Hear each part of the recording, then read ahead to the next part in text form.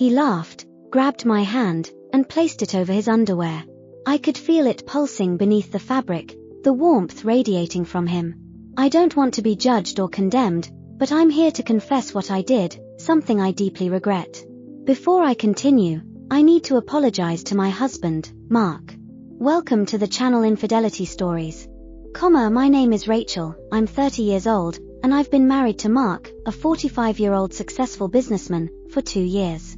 Our life together in our upscale suburban neighborhood is comfortable, though not without its flaws. While Mark works late to maintain our lifestyle, I take care of the house, attend fitness classes, and spend time with my friends. But I have a secret. I love reading erotic romance stories, a hobby Mark utterly despises. From the outside, our life might seem perfect, but the truth is, our sexual life is far from it. Mark barely has time for me. He's always working late, leaving me lonely and unsatisfied.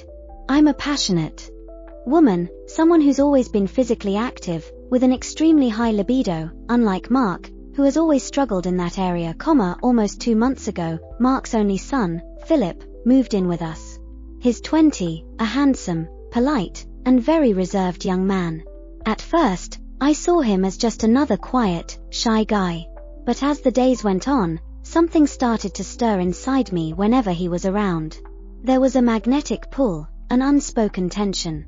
It was hard to get close to Philip. He was distant, especially when it came to talking about his parents' past relationship.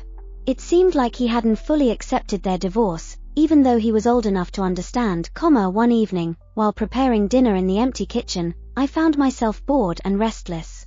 My mind wandered, and I picked up one of my forbidden erotic novels. I started reading, my imagination running wild. I pictured myself being ravaged by Mark right there on the counter, but of course, Mark was at work, as usual. My desires were burning inside me, and that's when I thought of someone else, Philip. I knew it was wrong, but he was the only man in the house at that moment. I remembered I had some of Philip's t-shirts and underwear in the laundry, waiting to be washed. Without thinking, driven by an uncontrollable impulse, I went to the laundry room. I grabbed one of his pairs of underwear, pressing it against my face, inhaling deeply. The scent overwhelmed me, sending me into a dizzying state of euphoria. I knew it was wrong. He was my stepson, and he probably saw me as a mother figure. But the temptation was unbearable. Just as I was about to return to the kitchen, my heart stopped. I saw Philip standing at the door, staring at me, wide-eyed. My body froze. He had seen me. He had seen everything, how I was holding his underwear, how I had been moaning softly. Trying to break the tension, he said, "Wow, you're working late too. My dad is lucky to have a wife like you." I forced a smile, thanking him for the compliment, and told him dinner would be ready soon. I added that Mark wouldn't be joining us for dinner that night. Philip nodded and retreated to his room, while I finished preparing the meal, my mind racing with fear. I imagined the worst, that he would tell Mark everything, that I would be out on the streets, alone and disgraced. As I cooked, the forbidden desires returned with full force. Philip had caught me in such a vulnerable moment, and all I could think about was him. I pictured him grabbing me from behind, pushing me against the washing machine, his hands all over me. I had to take a cold shower to calm down, but the thoughts were relentless. Later, I called Philip to join me for dinner. We ate in silence, neither of us saying a word, the tension thick in the air. Mark arrived home after midnight.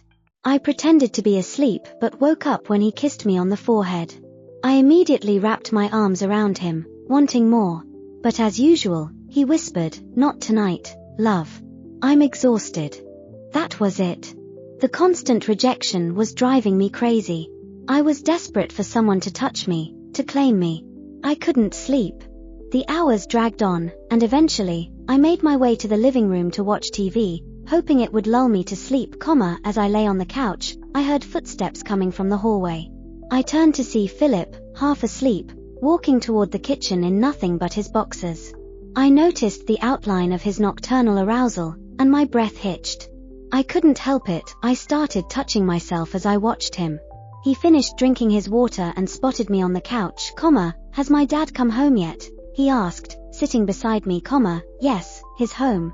He's sleeping," I replied, trying to sound casual, Though my heart was racing, Philip leaned back on the couch, watching the late-night TV show with me. But I wasn't paying attention to the screen. My eyes kept drifting to his body, to the way his underwear clung to him. I was burning with desire, my mind consumed by thoughts of what I wanted to do with him right there on the couch.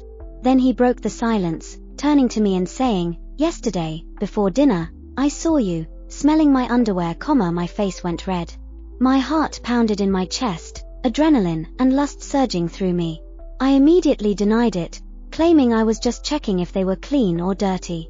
He smiled, leaned in, and grabbed my hand, placing it over his boxers.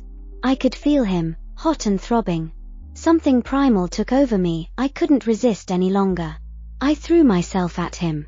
I'd almost forgotten how good young men were at this. Philip gave me everything I craved. It had been so long since I'd had any passion with Mark. That night was only the beginning. Every corner of the house became our playground. We would sneak around whenever Mark was away, and Philip did things to me that I had only fantasized about. Our forbidden affair went on for months, and Mark never suspected a thing. Eventually, though, everything turned upside down when I missed my period. I rushed to the pharmacy and bought several pregnancy tests. I couldn't believe it when they all came back positive. I was pregnant, and I knew, without a doubt, that the baby wasn't Mark's. I hadn't slept with him in months. It had to be Philip's child, from that moment, I distanced myself from Philip. I told him it was wrong and that we couldn't continue. I had only wanted it to be a one-time thing, but it had gone too far. After days of agonizing, I came up with a plan. I waited for Mark to come home from work, and I spiked his drink with aphrodisiacs and a pill to enhance his performance. When he was ready, we had the worst sex of my life. It was dull, mechanical, and unsatisfying, but it gave me the perfect cover. Now, I could claim the baby was his. The next morning, I suggested to Mark that it would be best for Philip to move out, perhaps live with friends or go stay at his college dorm. I told him that Philip hadn't fully accepted the divorce and that I had overheard him saying unkind things about me. Within days, everything went according to plan. Philip resisted at first, but I told him that what we had was a one-time thing and that it couldn't happen again, the baby was born a boy, who looked so much like Philip, though fortunately, Mark also shared some resemblance with him. Today, my son is 10 years old. I haven't seen Philip since, though we used to text for a while after he moved out. Mark told me Philip met a woman, married her, and now lives abroad with his own family. This was the first and only time I cheated on my husband, who I do truly love. I can only hope I never lose myself in sin like that again, as the years passed, life settled into a rhythm. I focused on my family, raising my son and maintaining the facade of a happy marriage with Mark. On the surface, everything seemed normal, our friends envied our stable home, and Mark remained blissfully unaware of the dark secret that lurked beneath. Yet, the memory of Philip and what we had done stayed with me, like a shadow following me wherever I went. Every time I looked at my son, a part of me felt conflicted. He had Philip's eyes, his smile, and that served as a constant reminder of what I had done, but time has a way of dulling emotions, or at least forcing you to bury them. As my son grew older, I learned to compartmentalize the guilt, pushing it down and locking it away. Philip became nothing more than a fleeting memory, someone who had moved on with his life, far from us. Mark and I, on the other hand, had managed to find some kind of balance. Though our relationship was never the same after that summer, I threw myself into being a good wife and mother, trying to make up for the sin that had defined my past, then one afternoon, everything changed. It had been 10 years since Philip left, and I had long convinced myself that I would never see him again. I was wrong, I was in the kitchen, preparing dinner as usual, when my phone buzzed on the counter. Glancing at the screen, I saw an unfamiliar number, but something deep inside told me I knew who it was. My hands shook as I opened the message, "Hey, it's been a long time. I'm back in town for a while and wanted to see you. We need to talk." Philip, my heart stopped. Philip was back. A flood of emotions hit me all at once, fear, excitement, guilt, and something darker, something I hadn't felt in years. I hesitated for a long moment, trying to figure out what to do. I could ignore him, pretend I never saw the message, but that wouldn't solve anything. He was here, and he wanted to talk. But about what? Did he know about the child? Had he come to claim some part of his life back? That night at dinner, I was distracted. Mark noticed. He always did, though he didn't pry much. As I half-heartedly picked at my food, I was already forming a plan. I needed to meet Philip. I had to find out what he wanted before things spiraled out of control. The next day, I messaged him back, arranging to meet him at a discreet cafe, far from prying eyes. When the day finally arrived, my nerves were on edge. I arrived early, sitting in a corner booth, my mind racing with all the possible outcomes of this meeting. Would he be angry? Would he demand to see his son? What would I even say? Minutes passed, and then the door opened. I saw him.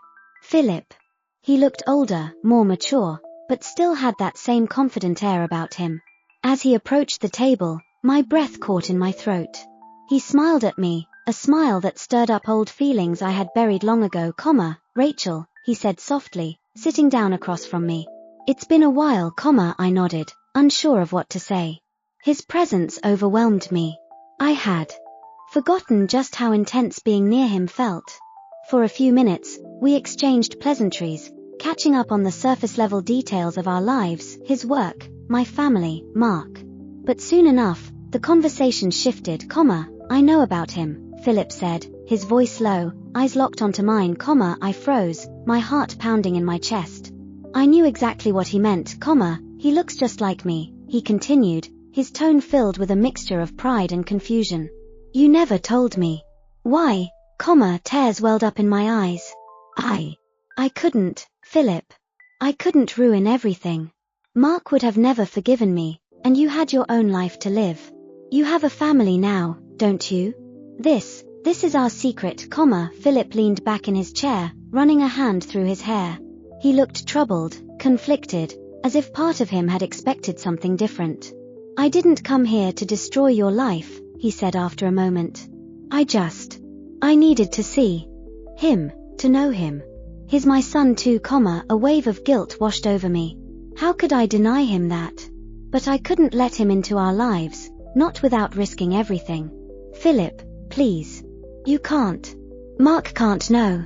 If he finds out, Philip interrupted, his voice firm but not unkind. I'm not here to tell him, Rachel. I've moved on with my life, and I respect that you have too. But I want to be a part of his life, even if it's from a distance. I deserve that, don't I? I didn't know what to say. He was right, but the thought of Mark finding out terrified me. What kind of life would that leave for our son? Could I trust Philip to stay on the sidelines, never fully entering the picture? You don't have to answer now, Philip said, standing up. Just think about it. I'll be in town for a while, and I want to make this right, for both of us, he leaned in and kissed me softly on the cheek before turning to leave. As he walked out of the cafe, my mind raced. With 1,000 different thoughts. My perfect life, the one I had worked so hard to preserve, was now hanging by a thread. Could I really deny Philip the right to know his own son? Could I live with the guilt of keeping that secret buried forever? And what if Mark found out? The stakes had never been higher, and for the first time in years, I realized that the consequences of my actions might be far more devastating than I had ever imagined. I left the cafe in a daze, unsure of what the future held. All I knew was that nothing would ever be the same again. As the days passed, I couldn't shake the conversation with Philip from my mind. He had returned, not to destroy my life, but to claim a connection with his son. And deep down, I knew he had every right. I wrestled with the guilt and fear that had consumed me for years, wondering how I could possibly reconcile the two lives I had created, the life I shared with Mark, and the secret life that now involved our child, Philip's child. I spent sleepless nights pacing the living room, replaying Philip's words in my mind. Could I truly keep him at a distance, or would his presence unravel the delicate balance I had built over the years? Then, one afternoon, Mark came home early from work, surprising me. I was in the middle of folding laundry when he walked in, a look of concern on his face. Rachel, is everything okay? You've seemed distracted lately, he asked, sitting down beside me on the couch. My heart raced. Mark had always been perceptive, but this time, His question cut deeper than usual. I tried to force a smile, but the weight of everything was too much to bear, I'm fine, really, I replied, my voice shaky, as I reached for his hand. Just a bit stressed, that's all, Mark looked into my eyes, clearly unconvinced. I know when something's bothering you. Is it about our son? He's been acting out lately. That comment hit me like a ton of bricks. Mark was right. Our son had been more irritable recently, more distant. He was 10 years old now, and I wondered if, on some subconscious level, he could feel the tension in the house, the unspoken truth that lingered between all of us, maybe, I said, nodding. I think he's just going through a phase. It's hard to know with kids his age, Mark leaned back, rubbing his temples. I suppose. But if there's anything else, you'd tell me, wouldn't you?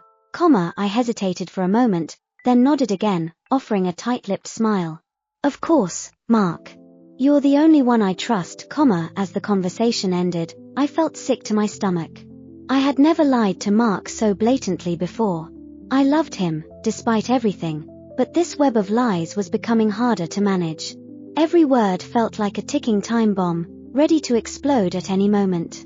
Later that night, as I lay in bed beside Mark, my phone buzzed on the nightstand. I knew it was Philip before I even checked. My pulse quickened as I grabbed the phone and read the message. Can we meet tomorrow? I've been thinking about what we discussed, I stared at the text for a long time before replying. The rational part of me screamed that I needed to end this, to tell him to stay away for good. But the other part, the part that still remembered how things used to be between us, wanted to see him, to understand what he wanted for our son, okay. Same place at noon, I typed back, my fingers trembling. The next day, I left the house under the guise of running errands. Mark had left for work, and our son was at school. I arrived at the cafe early again, nerves eating away at me. This time, Philip was already there, waiting for me. His eyes lit up when he saw me walk in, and I felt the familiar pull of emotions I had tried so hard to bury, we ordered coffee, the silence between us heavier than before. After a few minutes of small talk, Philip leaned forward, his voice soft but serious, I've been thinking a lot since our last conversation, Rachel. I don't want to disrupt your life, but I need to be in his life. He's my son, and it's not fair to keep him in the dark about that, I stared down at my coffee, unable to meet his gaze. Philip, I understand how you feel. But if Mark ever finds out, it would destroy him. Destroy our family, Philip sighed, rubbing his forehead. I'm not asking you to tell him the truth, not yet. But I want to see our son. I'll keep my distance, but let me at least get to know him, even if it's just as a family friend, I shook my head, tears brimming in my eyes.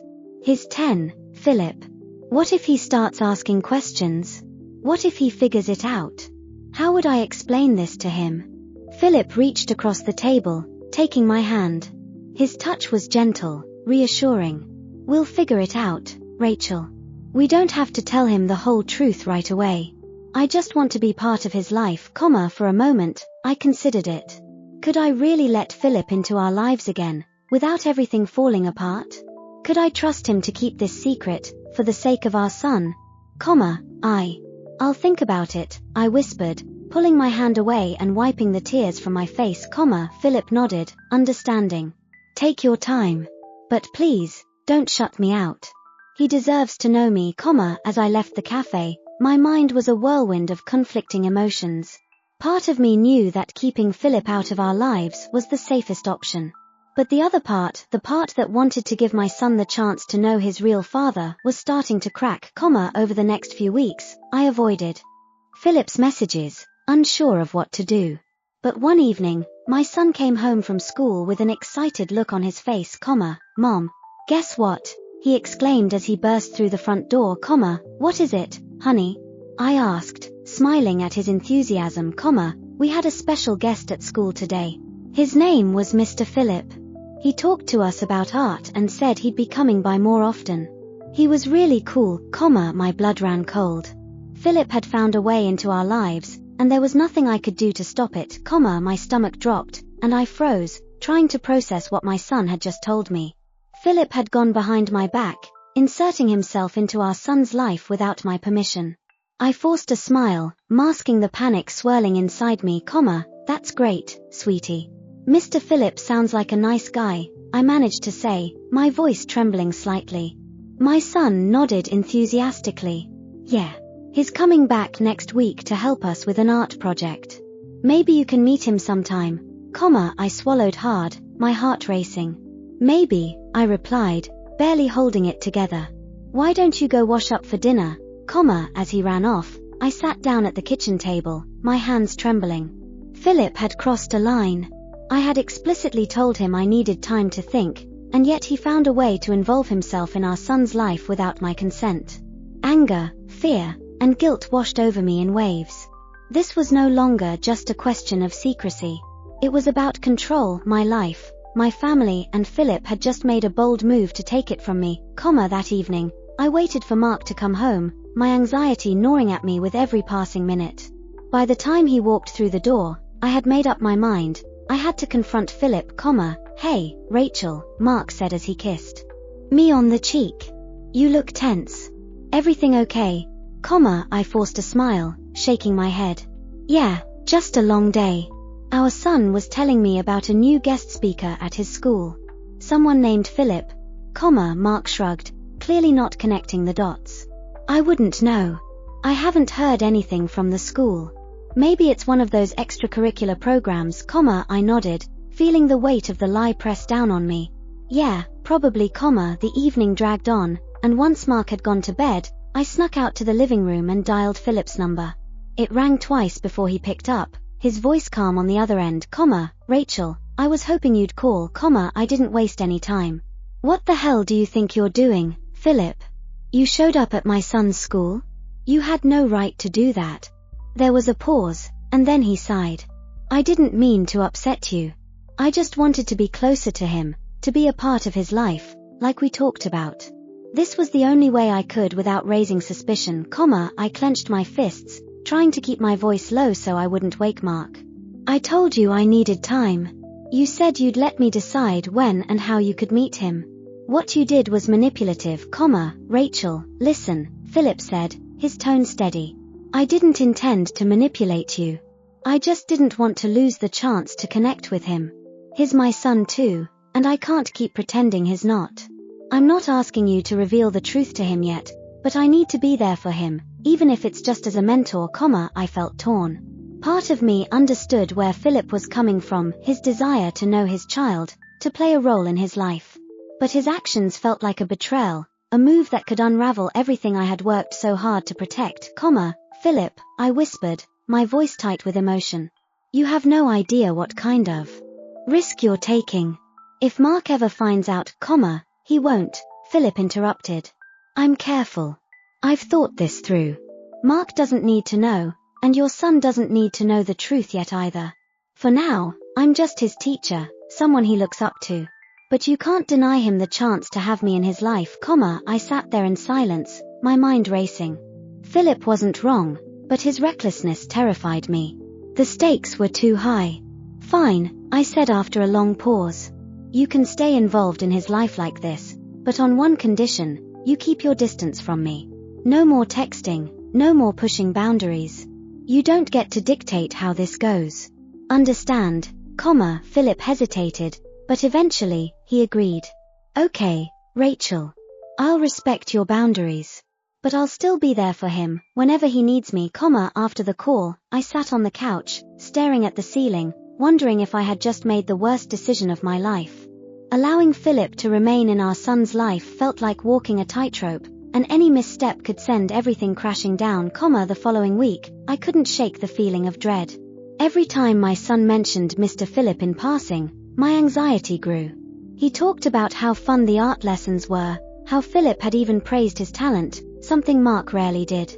My son idolized him, and that only made things more complicated, One evening, as I was tucking him into bed, he turned to me with a question that made my blood run cold, Mom, do you think I'll grow up to be like Mr. Philip? He's so cool, I smiled weakly, brushing a strand of hair from his forehead. You'll grow up to be your own person, honey.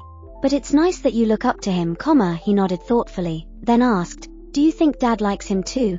The question caught me off guard. Why? do you ask? Well, my son said, looking up at me with wide eyes, because Mr. Philip said he knows Dad. Isn't that cool? My heart pounded in my chest, and I felt the floor drop out from under me. Philip had told him that he knew Mark. Why would he do that? Did he say how he knows your dad?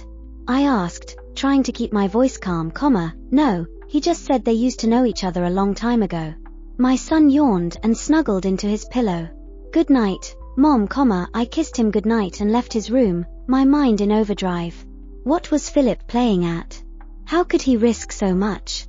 I had to put an end to this before everything spiraled out of control. That night, I lay in bed, staring at the ceiling, knowing there was only one thing left to do. I had to confront Philip, face to face. This couldn't go on any longer. He was too close, too reckless.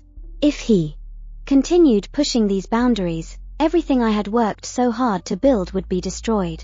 The lies, the deceit, it was all teetering on the edge, and soon, it would all come crashing down. The next day, I texted Philip, telling him to meet me at a secluded spot outside of town.